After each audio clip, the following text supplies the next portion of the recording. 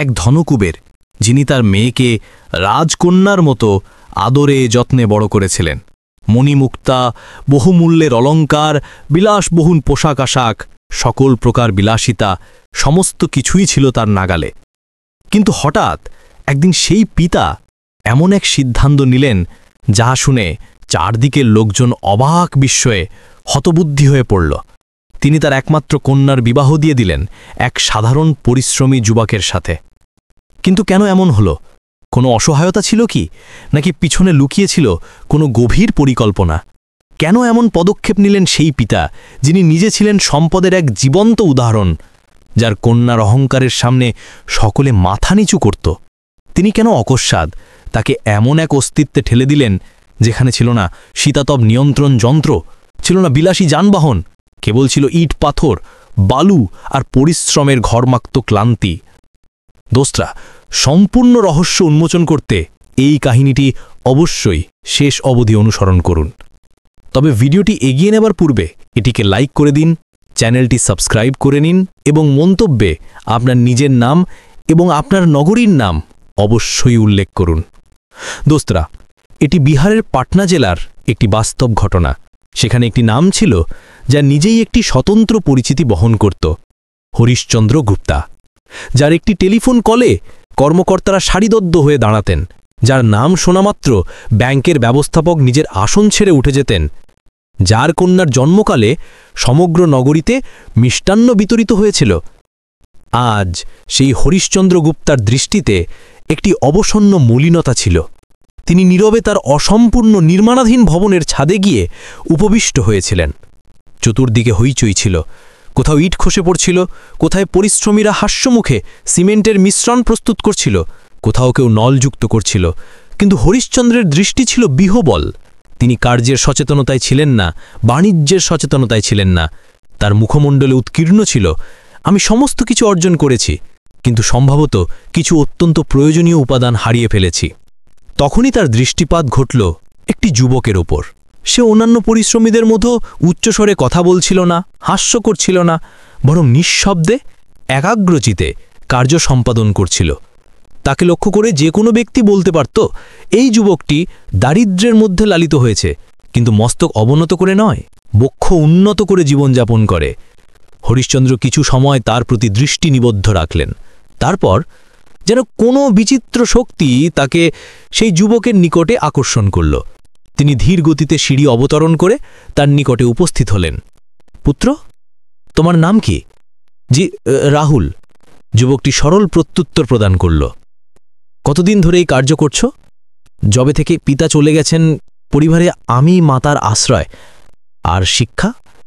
প্রভাতে কার্য, সায়াহ্নে প্রশিক্ষণ, যেমন করে সম্ভব চেষ্টা চালাচ্ছি। হরিশচন্দ্র কিছু সময় নীরব রইলেন। তারপর অকস্মাৎ উচ্চারণ করলেন, পুত্র, তুমি কি আমার কন্যার সাথে বিবাহ করবে? রাহুলের হাত স্থির হয়ে গেল, হাতুড়িটা সেখানেই খসে পড়ল। সে পশ্চাতে ফিরে দৃষ্টিপাত করল। আপনি কি উচ্চারণ করলেন?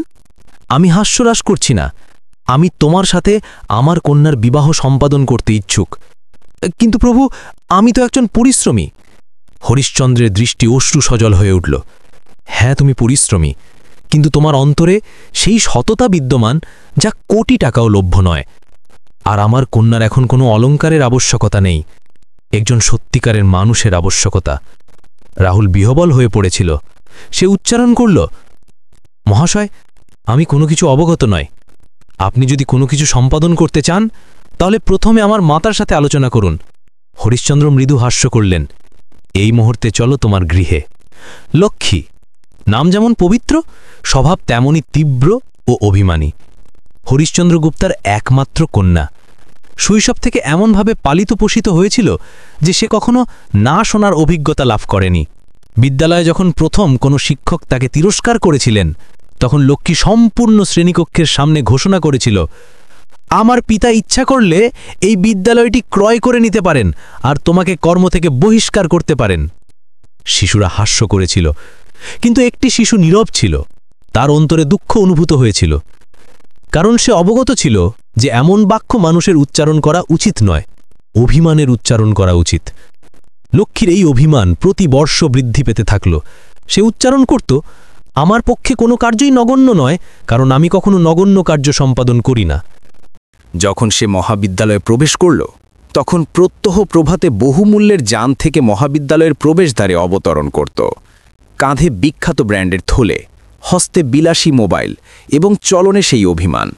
শ্রেণীকক্ষে কোনো যুবক জিজ্ঞাসা করলে প্রত্যুত্তর প্রদান করত, তোমার মতো ব্যক্তির আমার সান্নিধ্যেও অবস্থান করতে পারে না। কিন্তু হরিশ্চন্দ্র এসব লক্ষ্য করছিলেন, শ্রবণ করছিলেন। প্রত্যহ প্রশিক্ষণ কেন্দ্র থেকে, মহাবিদ্যালয় থেকে টেলিফোন আসত, মহাশয়, আপনার কন্যা সম্পদের অভিমান প্রকাশ করছে। মহাশয়, সে অন্যান্য শিশুদের হীনভাবে দেখায়। তিনি বারংবার লক্ষ্মীকে আহ্বান করে উচ্চারণ করতেন, কন্যা, ধন মানুষকে উন্নত করে না, মনোভাব করে। লক্ষ্মী হাস্য করে উচ্চারণ করত, পিতা, আপনিও এখন বার্ধক্যে উপনীত হয়েছেন। বর্তমানে মানুষ ধন দেখেই মর্যাদা প্রদান করে, আর ধনের অভাব কি আমার নিকটে বিদ্যমান? হরিশ্চন্দ্র নীরব হয়ে যেতেন। মাতা প্রায়শই উচ্চারণ করতেন, কন্যাকে সামান্য নিয়ন্ত্রণ করুন, আগামীকাল বিবাহ হবে, এসব চলবে না। হরিশ্চন্দ্র চিন্তামগ্ন হয়ে পড়তেন, কোথাও আমি কি তার পালনপোষণে ত্রুটি করিনি? আর সেই ত্রুটির প্রথম আঘাতটি তারা অনুভব করলেন যখন একদিন গৃহে কর্মরত দাসী শিলা, যে শৈশব থেকে লক্ষ্মীর সাথে লালিত হয়েছিল, একটি সুগন্ধি দ্রব্যের শিশি তুলে পর্যবেক্ষণ করছিল। লক্ষ্মী কক্ষে প্রবেশ করে উচ্চস্বরে চিৎকার করে উঠল, তুই এটি স্পর্শ করলি কিভাবে? তোর যোগ্যতা কি? চুরি করছিলে কি? শিলা কম্পিত হয়ে গেল, বোন, আমি কেবল পর্যবেক্ষণ করছিলাম। সুবাসটি অত্যন্ত মনোহর ছিল। চিন্তা করেছিলাম একদিন আমিও ক্রয় করব। লক্ষ্মী আরও উত্তেজিত হয়ে উঠল, আমাকে বোন বলার ধৃষ্টতা কিভাবে হলো তোর? তোর 10 মাসের বেতন দিয়েও এটি আসবে না। স্বপ্ন দেখা ত্যাগ কর। শিলের দৃষ্টি অশ্রুসিক্ত হয়ে উঠল। হরিশ্চন্দ্র সেখানেই অবস্থান করছিলেন, সমস্ত কিছু লক্ষ্য করছিলেন। তিনি ক্রোধে লক্ষ্মীকে তিরস্কার করে উচ্চারণ করলেন, লক্ষ্মী, এবার যথেষ্ট হয়েছে। এই সুগন্ধি দ্রব্যের শিশিটি তাকে প্রদান করো এবং শ্রবণযোগ্য করে শোনাও। এই যুবতী এই গৃহের ঠিক ততটি সম্মানিতা যতটা তুমি। লক্ষ্মী পদাহাত করে চলে গেল। সেই রাত্রিতে হরিশ্চন্দ্রের নিদ্রা ব্যাহত হয়ে গেল। তিনি ছাদে একাকী অবস্থান করছিলেন, নভমণ্ডলের দিকে দৃষ্টি নিবদ্ধ করে চিন্তা করছিলেন, আমি আমার কন্যাকে সমস্ত কিছু প্রদান করেছি, একটি উপাদান ব্যতীত, মানবতা। আর সেখানেই তিনি একটি সিদ্ধান্ত গ্রহণ করলেন। পরবর্তী দিন থেকে লক্ষ্মীর ব্যাংক খাতা স্থগিত করে দেওয়া হলো, যানের চাবি অপহরণ করা হলো, গৃহের সমস্ত ব্যয়ের উপর প্রতিবন্ধকতা আরোপিত হলো। মহাবিদ্যালয়ে যেতে হবে, এই না অটোরিকশার ভাড়া, এর অধিক কোনো কিছু লভ্য হবে না। লক্ষ্মী উচ্চস্বরে চিৎকার করে উঠল, এসব কেন সম্পাদন করছেন আপনি? এই গৃহে আমারও অধিকার বিদ্যমান। হরিশ্চন্দ্র উচ্চারণ করলেন, না কন্যা, এই গৃহ, এই সম্পত্তি সমস্ত তোর ভ্রাতার নামে। কন্যাদের আমরা কেবল মর্যাদা প্রদান করি, সম্পত্তি নয়। আর যখন অভিমানে পরিপূর্ণ থাকে, তখন আর কোনো কিছু অবশিষ্ট থাকে না। লক্ষ্মী ক্রোধে কক্ষে চলে গেল। মাতা বুঝিয়ে বলতে এলেন, কন্যা, তোর পিতা তোর কল্যাণের জন্য এসব সম্পাদন করছেন। আমার কারো নিকট থেকে শিক্ষা গ্রহণ করতে হবে না। লক্ষ্মী উচ্চস্বরে উচ্চারণ করল। হরিশ্চন্দ্র সেখানেই উপবিষ্ট রইলেন, একটি বাক্য উচ্চারণ করলেন না। কিন্তু তার অন্তরে কিছু বিদীর্ণ হয়ে গিয়েছিল। অনেক চিন্তাভাবনার বেশ কয়েক রাত্রি জাগরণের পর হরিশ্চন্দ্র গুপ্তা সেই সিদ্ধান্তটি গ্রহণ করলেন, যা সম্ভবত কোনো পিতার কখনো গ্রহণ করতে হয় না। তার অভিমানী কন্যাকে জীবনের বাস্তবতা শিক্ষা দেওয়ার জন্য তিনি তাকে সেই মার্গে প্রেরণের সিদ্ধান্ত গ্রহণ করলেন, যেখানে ছিল না কোনো বিলাসিতা, ছিল না স্বাচ্ছন্দ্য, কেবল ছিল একজন সত্যবাদী ব্যক্তি, রাহুল, সেই পরিশ্রমী যুবক যার দৃষ্টিতে ছিল সত্যতা, যার বাক্যে ছিল বিনয়, যার নিকটে ধন ছিল না, কিন্তু মর্যাদা প্রদান করা জানা ছিল। সেই সায়ানে হরিশ্চন্দ্র রাহুলকে সঙ্গে করে তার ক্ষুদ্র গৃহে উপস্থিত হলেন। একটি বিদীর্ণ প্রাচীরের অপর পার্শ্বে একজন মাতা চুলায় রুটি প্রস্তুত করছিলেন, যিনি অবগত ছিলেন না যে আজ তার কুটিরে জীবনের সর্বাধিক গুরুত্বপূর্ণ প্রস্তাব উপস্থিত হতে চলেছে। হরিশ্চন্দ্র মস্তক অবনত করে উচ্চারণ করলেন, ভগিনী, আমি ইচ্ছুক যে আপনার পুত্রের সাথে আমার কন্যার বিবাহ হোক। এটি শ্রবণ করে রাহুলের মাতা প্রথমে কম্পিত হয়ে উঠলেন, তারপর যেন স্বগতোক্তি করে বলতে আরম্ভ করলেন, এটি কি স্বপ্ন? কিছু সময় নীরবতা বিস্তার লাভ করল। তারপর সেই স্নেহময় দৃষ্টি দুটি সিদ্ধান্ত গ্রহণ করল, যদি আপনি মর্যাদা প্রদান করেন, তাহলে আমি আমার সন্তানকে আপনার হস্তে সমর্পণ করতে প্রস্তুত। একজন সাধারণ মাতার এই সিদ্ধান্ত একজন প্রভাবশালী পিতার কন্যার সমগ্র বিশ্বকে পরিবর্তন করার জন্য যথেষ্ট ছিল। বিবাহের তারিখ নির্ধারিত হয়ে গেল। হরিশ্চন্দ্র গুপ্তা কোনো স্বজনকে আহ্বান করলেন না, কোনো আমন্ত্রণপত্র মুদ্রিত করলেন না, কোনো বাদ্যযন্ত্র আহ্বান করলেন না। কেবল একটি মন্দিরে সরল বস্ত্রে একটি সিঁদুরের রেখা আর একটি নীরব শপথে বন্দী হয়ে গেল লক্ষ্মী আর রাহুলের যুগল। লক্ষ্মী তখনও নীরব ছিল। সে চিন্তা করছিল, সম্ভবত পিতা আমাকে ভীতি প্রদর্শন করছেন, এই যুবকটি নিশ্চয়ই কোনো প্রকৃত উদ্যোগী, এসব অভিনয়। কিন্তু বিবাহের পর যখন রাহুল তাকে গৃহে নিয়ে যাওয়ার জন্য একটি প্রাচীন খটখট শব্দকারী ভ্যান নিয়ে উপস্থিত হল, তখন লক্ষ্মীর স্বপ্নের প্রাসাদ বিধ্বস্ত হয়ে গেল। সে কোনো কিছু উচ্চারণ করতে পারল না, কেবল দৃষ্টি বিস্তার করে তাকিয়ে রইল। যখন সে প্রথমবার রাহুলের গৃহের দ্বারে পদার্পণ করল, একটি ক্ষুদ্র গলিপথ, অপরিশোধিত পথ, বিদীর্ণোদ্বার, অভ্যন্তরে দুটি কক্ষ, একটিতে সেলাই যন্ত্র, অন্যটিতে কাষ্ঠের শয্যা আর প্রাচীরে সংযুক্ত পাখা থেকে সামান্য খটখট ধ্বনি। লক্ষ্মী জীবনে প্রথমবার এমন গৃহ দর্শন করল। সে চতুর্দিকে দৃষ্টি ঘুরিয়ে উচ্চারণ করল, এটি কি আমার শ্বশুরালয়? রাহুল মৃদু হাস্য করে উচ্চারণ করল, হ্যাঁ লক্ষ্মী, এখন এটাই তোমার গৃহ। লক্ষ্মীর মুখমণ্ডল রক্তিম হয়ে উঠল। তুমি আমাকে প্রতারণা করেছ। আমি কল্পনাও করতে পারিনি যে পিতা আমাকে এখানে প্রেরণ করবেন। আমি এক্ষণও এই কুটির অবস্থান করব না। রাহুল তখনও প্রান্তিপূর্ণ ছিল। সে উচ্চারণ করল, যদি প্রস্থান করতে ইচ্ছুক হও আমি প্রতিরোধ করব না, কিন্তু যতক্ষণ উপস্থিত আছো এই গৃহকে গৃহ মনে করো। তার মাতা নিকটে এসে উচ্চারণ করলেন, কন্যা, এই গৃহ ক্ষুদ্র হতে পারে, কিন্তু আমরা কখনো তোমার সাথে অন্যায় আচরণ করব না, কেবল সামান্য স্নেহ চাই। কিন্তু লক্ষ্মীতর বাক্য শ্রবণ করছিল না। বিবাহের প্রথম দিবসেই সে রাহুলকে তীব্র তিরস্কার করল। তোমার নিকটে প্রদান করার মতো কি বিদ্যমান? না ব্যঞ্জন, না গৃহ, না ধন, আর না সেই মানদণ্ড যা আমি যোগ্য। রাহুলের মুখমণ্ডল কিছু সময়ের জন্য অবনত হয়ে গেল। তারপর সে উচ্চারণ করল, আমার নিকটে মর্যাদা বিদ্যমান, স্নেহ বিদ্যমান, আর তোমার জন্য আমার অন্তরে স্থান বিদ্যমান, কিন্তু যদি তা আবশ্যক না হয় তাহলে আমি বল প্রয়োগ করব না। এর পরের দিবসগুলি লক্ষ্মীর পক্ষে যেন দণ্ডের মতো হয়ে উঠল। প্রভাতে উঠত, তখন গৃহের ছাদ থেকে সূর্যকিরণ ঝরত। না শীতাতাপ নিয়ন্ত্রণ, না উষ্ণ জলযন্ত্র। পাকসারায় গ্যাস অনুপস্থিত, মৃত্তিকার চুলা।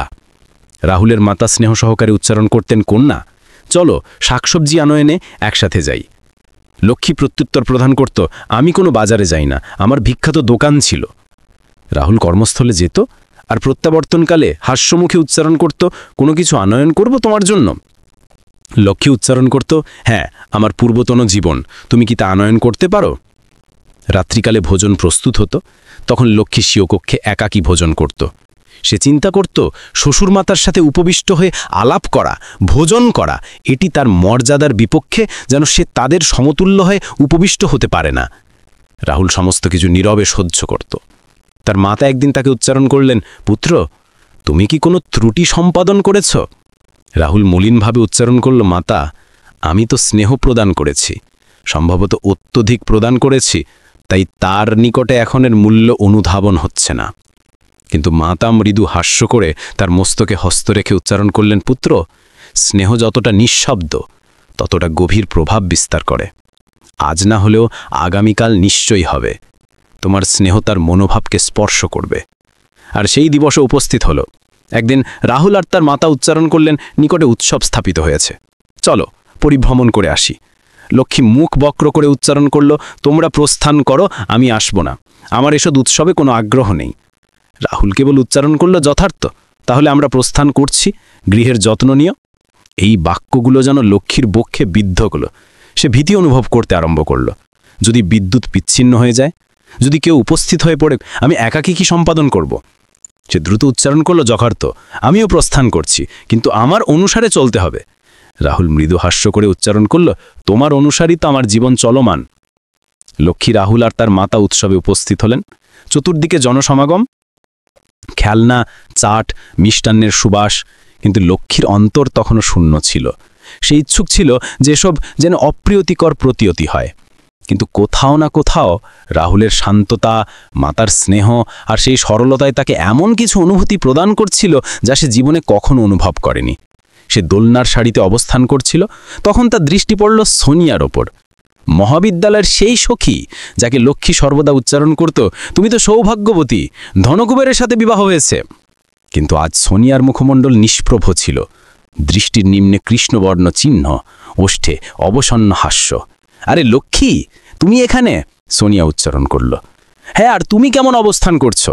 এখন তো রাজকন্যা হয়ে উঠেছ, লক্ষ্মী উচ্চারণ করল। সোনিয়া কিছু সময় নীরব থেকে অকস্মাৎ দৃষ্টি অশ্রুসিক্ত করে উচ্চারণ করল, না লক্ষ্মী, আমি তো কেবল নামের রাজকন্যা। বিবাহ তো ধনকুবেরের সাথে হয়েছে, কিন্তু প্রতি রাত্রে অনুভূত হয় আমার আত্মাকে চূর্ণ করা হচ্ছে, দেহ নয়, আমার অন্তর প্রতিদিন নিহত হয়। লক্ষ্মীর মুখমণ্ডল কঠিন হয়ে উঠল। সোনিয়া উচ্চারণ করতে আরম্ভ করল, ধন দিয়ে তুমি অলংকার ক্রয় করতে পারো, কিন্তু শান্তি পারো না। ব্যঞ্জন ক্রয় করতে পারো, কিন্তু সেই বাহু পারো না যা দুঃখকালে তোমাকে আলিঙ্গন করে। আমার স্বামী মদ্যপায়ী, নগণ্য বিষয় নিন্দা, তিরস্কার আর প্রহার। শ্বশুরমাতা শ্বশুর সমস্ত অবগত, কিন্তু নীরব থাকেন। আমি ধনের স্বপ্ন দেখেছিলাম, কিন্তু আজ অনুভূত হয় কোনো সত্যবাদী সরল যুবকের সাথে বিবাহ হলে উত্তম হতো। তার বাক্যগুলো লক্ষ্মীর শিরায় মিশ্রিত হয়ে গেল। তার মনে পড়ল রাহুলের মুখমণ্ডল, যে প্রতিদিন অবসন্ন হয়ে গৃহে প্রত্যাবর্তন করত, তথাপি হাস্য করত, যে কখনো উচ্চস্বরে বাক্য উচ্চারণ করত না, যে প্রতিবার স্নেহে পরাজিত হতো যাতে সম্পর্ক বিজয়ী হতে পারে। সেই উৎসবেই লক্ষ্মীর অন্তরে কিছু বিদীর্ণ হয়ে গেল, আর যখন সে গৃহে প্রত্যাবর্তন করল, তখন একে একে তার সমস্ত অভ্যেস পরিবর্তন করতে আরম্ভ করল। প্রভাতে শ্বশুরমাতার পূর্বে উঠত, প্রথমবার পাত্র ধৌত করল, ঝাঁটা প্রয়োগ করল, চুলোয় রুটি প্রস্তুত করে প্রথম জ্বালা শিক্ষা গ্রহণ করল, রাহুলকে কর্মস্থলে যাবার সময় হাস্যমুখে খাদ্যপাত্র প্রদান করল। লবণ সামান্য কম হয়েছে সম্ভবত, কিন্তু প্রচেষ্টা করেছি। রাহুল রুটি বিদীর্ণ করে উচ্চারণ করল, লবণ নয়, আজ তো স্বাদ জীবনের অনুরূপ। লক্ষ্মীর দৃষ্টিতে প্রথমবার পরিতৃপ্তির অশ্রু ঝরল। সে পুরাতন বস্ত্র সংগ্রহ করে প্রতিবেশী যুবতীকে প্রদান করল। শ্বশুরমাতা দর্শন করে উচ্চারণ করলেন, এখন তুমি কেবল পুত্রবধূ নাও, আমার কন্যা হয়ে উঠেছ। ৬ষ্ঠ মাস অতিক্রান্ত হয়ে গেল। লক্ষ্মীর হস্তে এখন ঝাঁটা নয়, শিশুদের গ্রন্থ। সে গৃহের ক্ষুদ্র পুস্তকালয়ে শিশুদের শিক্ষা প্রদান করতে আরম্ভ করল। প্রত্যহ ধন সঞ্চয় করত আর উচ্চারণ করত, একদিন এই গৃহটিকে মনোহর করব, কিন্তু স্নেহ দিয়ে, ঋণ দিয়ে নয়। আর সেই দিবস যখন দ্বারে আঘাত হল, তখন সম্মুখে অবস্থান করছিলেন হরিশ্চন্দ্র গুপ্তা আর তার পত্নী। লক্ষ্মী দ্বার উন্মুক্ত করল, সরল শাড়িতে, মাথায় সিঁদুর, ললাটে সামান্য ঘর্মের ফোঁটা, কিন্তু মুখমণ্ডলে এমন শান্তি যা তার জীবনে পূর্বে কখনো বিদ্যমান ছিল না। পিতা, মাতা, প্রবেশ করুন না, সে হাস্য করল। হরিশ্চন্দ্রের দৃষ্টি অশ্রুসিক্ত হয়ে উঠল। তিনি জিজ্ঞাসা করলেন, কন্যা, তুমি কেমন অবস্থান করছো? ধনের আবশ্যকতা হলে উচ্চারণ করো, গৃহটি সংস্কার করে নাও। লক্ষ্মী মস্তক অবনত করে উচ্চারণ করল, পিতা, আমি এখন ধন অনুরোধ করি না, কারণ এখন আমি অবগত যে ধন সেটি নয় যা দৃশ্যমান, ধন সেটি যা সম্পর্কে প্রতিফলিত হয়। আপনি আমাকে এমন একটি শিক্ষা প্রদান করেছেন যা আমার জীবন পরিবর্তিত করেছে। এখন আমি অনুধাবন করি যে যদি স্বামী উত্তম হয়, শ্বশুরমাতা মাতার অনুরূপ হয়, তাহলে ক্ষুদ্র গৃহ প্রাসাদের অনুরূপ প্রতীয়মান হয়। হরিশ্চন্দ্র প্রথমবার গৌরবের সাথে কন্যার প্রতি দৃষ্টি নিবদ্ধ করলেন। কন্যা, আমি কখনো তোমার প্রতি ক্রোধ করিনি, আমি কেবল ইচ্ছুক ছিলাম যে তুমি স্বয়ংকে চিনো, আর আজ তুমি সেই হয়ে উঠেছ যার কল্পনা আমি করেছিলাম। দোস্তরা, কাহিনী এখানে সমাপ্ত হয় না। হরিশ্চন্দ্র রাহুলকে তার প্রতিষ্ঠানে কর্মে নিয়োজিত করলেন। স্বল্প সময়ের মধ্যেই রাহুল তার পরিশ্রম, সততা আর আচরণ দিয়ে সমস্তের অন্তর জয় করল। আছে একটি ক্ষুদ্র দলের নেতৃত্বকারী, আর লক্ষ্মী এখন প্রতিবেশীর যুবতীদের শিক্ষা দেয়, যদি তোমার স্বামী তোমাকে মর্যাদা প্রদান করে, তাহলে তুমি কোটি টাকার রাজকন্যা। দোস্তরা, কখনো কখনো স্বজনের প্রদত্ত যন্ত্রণাই জীবনের সর্বাধিক উত্তম ঔষধ হয়ে ওঠে। আর যে পিতা তার সন্তানদের কেবল লালন নয়, শিক্ষাও প্রদান করেন, তিনি তাদের কেবল বিশ্বের জন্য নয়, স্বয়ংের জন্য যোগ্য করে তোলেন। এখন জিজ্ঞাসা আপনাদের সমস্তের নিকটে, আপনি কি কখনো কোনো স্বজনকে যথার্থ মার্গে আনায়নের জন্য তাকে যন্ত্রণার মধ্যে নিক্ষেপ করেছেন, যা আজ তিক্ত হলেও আগামী দিনে সেটাই সর্বাধিক মহান সম্পদ হয়ে উঠতে পারে? মন্তব্য করে অবশ্যই অবহিত করুন। আপনার প্রত্যুত্তর সম্ভবত অন্য কোনো ব্যক্তির জন্য একটি মার্গ হয়ে উঠতে পারে। আর হ্যাঁ, যদি এই কাহিনী আপনার অন্তরকে স্পর্শ করেছে তাহলে একটি লাইক প্রদান করুন এবং আমাদের চেক করতে ভুলবেন না। এমনই মানবিকতায় পরিপূর্ণ কাহিনীর জন্য আমাদের সাথে যুক্ত থাকুন। পরবর্তী ভিডিওতে নবীন কাহিনী নিয়ে পুনরায় মিলিত হব।